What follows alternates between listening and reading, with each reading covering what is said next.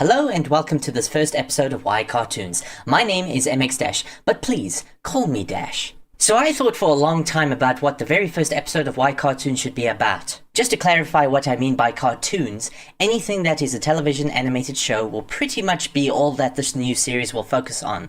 But don't worry, animated movies will be part of the Y Movies series, so we'll get the best of both animation mediums through these two shows. Okay, moving on. So, why cartoons? Because cartoons are awesome. But there is one thing that many have debated over the last few years on the internet. Do cartoons suck now when compared to cartoons of yesteryear? Oh yes, we're going there. Has the bar really been set lower? Or are cartoons still really good and it's just nostalgia that's blinded people to think otherwise? Let's do a deep analysis and take a close look at the history of television cartoons. Let's start from the beginning. So did you know that serialized cartoons existed before television was even invented? Disney shorts, Looney Tunes and Tom and Jerry, just to name a few, had to be watched in cinemas and theaters. But once it was established that the television was going to become a staple in the modern home, several individuals, most notably the creators of Tom and Jerry, William Hanna and Joseph Barbera, decided to have a go at making a cartoon for this new technology. This led to the creation of Hanna-Barbera Productions, and the rest is history. Yeah, I'm sorry, but this isn't going to be a full history retrospective of Hanna-Barbera due to time constraints, but I can recommend to go check out Electric Dragon 505's episode of Animation Look Back about Hanna-Barbera. You can find the link in the description below. But for the rest of you that wish to continue with this video, I will do a brief summary. Hanna-Barbera was the #1 TV cartoon production company during the 1960s thanks to such classics as The Yogi Bear Show, The Jetsons, and of course, The Flintstones. But the animation itself was very simple and rather primitive. This was due to a lack of funds because unlike cinematic cartoons that earned large sums of money from ticket sales, television was a free service with only sponsorship and ad revenue to finance these shows. A small budget to work with led to a lot of recycled and repeating frames of animation with basic level of visual detail.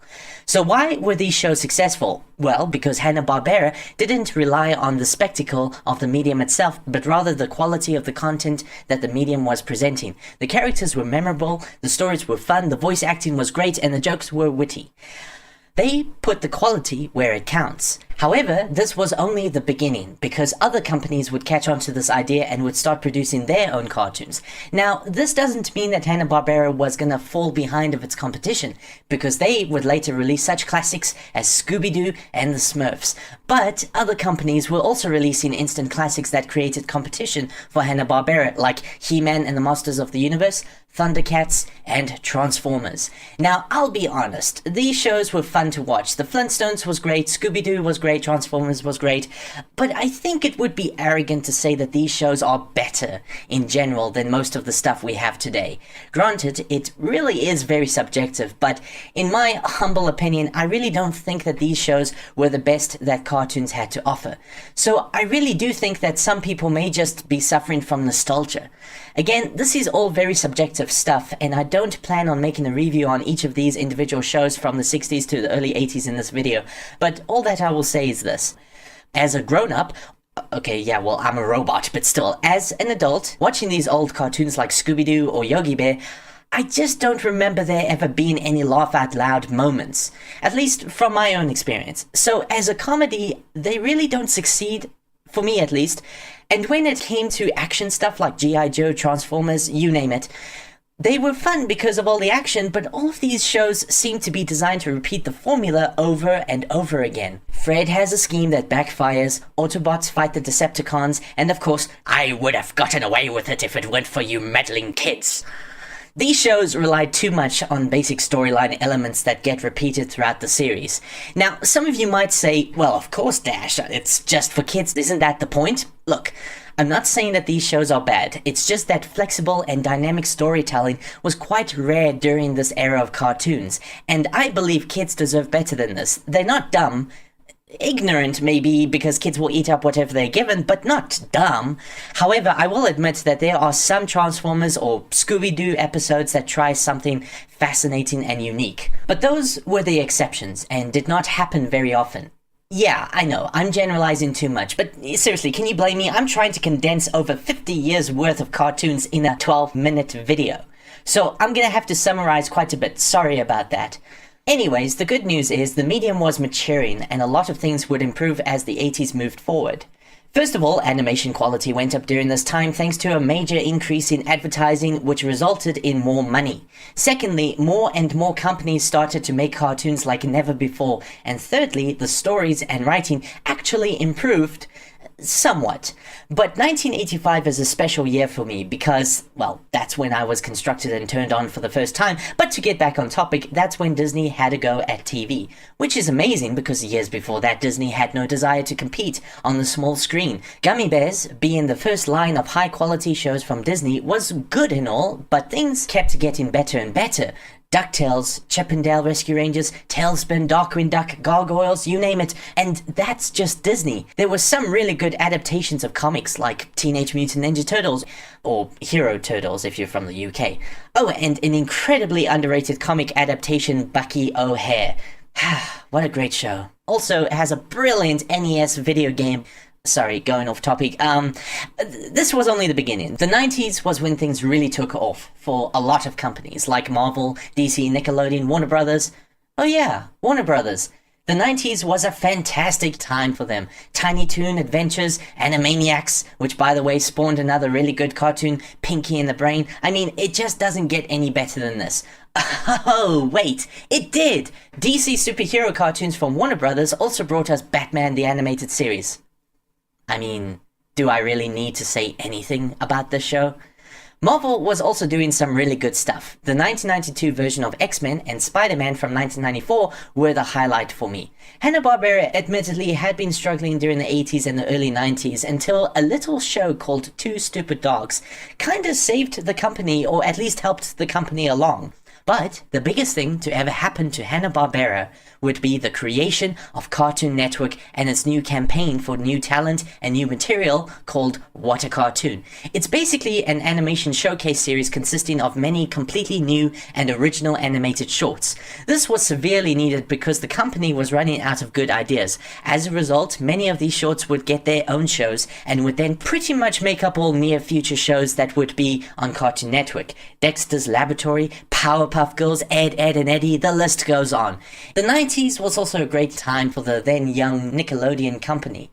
There was some really good stuff. Hey Arnold was a personal favorite of mine, but in all honesty, I think we can all agree that SpongeBob SquarePants was when things really exploded. The show debuted in 1999, so technically it's considered to be a 90s cartoon, even though most people only discovered it in the following decade. I think you guys get the point. Say what you want, but I honestly think there's a drop in good shows nowadays. We still get some good stuff that we have right now, but it doesn't seem to be as abundant as it used to be. Is it because there is less talent in our modern television today? The answer is no. The problem isn't the quality, the problem is the quantity. Assuming you grew up in the 90s, think about some of your most favorite cartoons of when you were young. Okay. Now think about the dozens of other shows that aired on television during that time. Did you love all of the stuff that was on TV? I sure as heck didn't. In fact, I can think of quite a few cartoons that I really did not care for. Do you now see the problem that we're facing?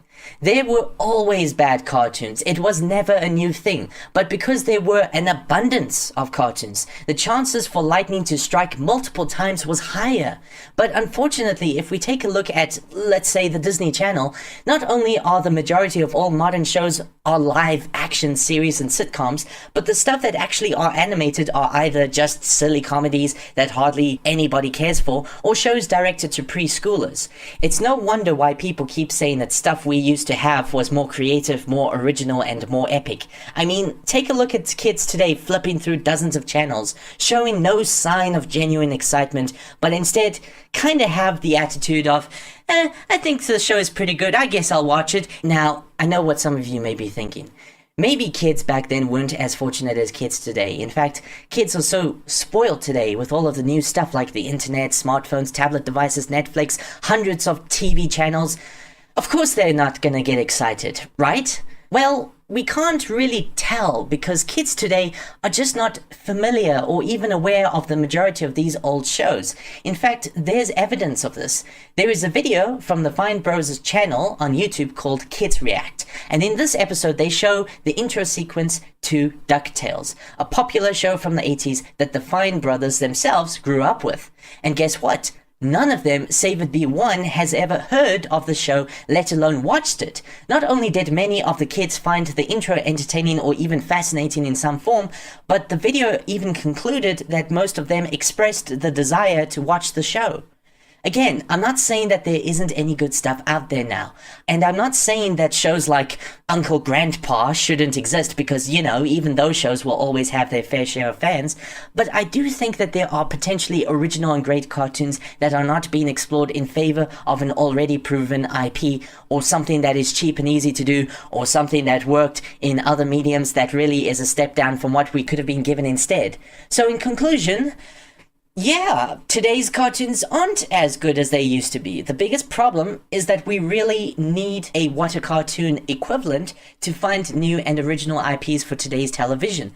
The problem is TV and network studios are too scared to take the unknown path. They just want to play it safe.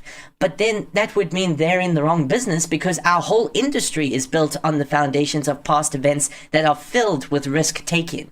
If they're not taking the risks, you know, corporations that have the capital to do so, instead all of the risk-taking is done by independent animators. I mean, take a look at YouTube, take a look at Cartoon Hangover and their flagship series, The Bravest Warriors. This is TV quality stuff. These are characters and stories that people want to tell, but most studios can't be bothered, so crowdfunding seems to be the only way to get the stuff out. I just don't see kids today being as excited as we were when we were kids. I mean, let's say I was, like, I don't know, finishing up on my homework or something like that, and then all of a sudden I hear this. Bam! I would be so out of that dining room watching that show. And I think that's something that doesn't happen today often enough.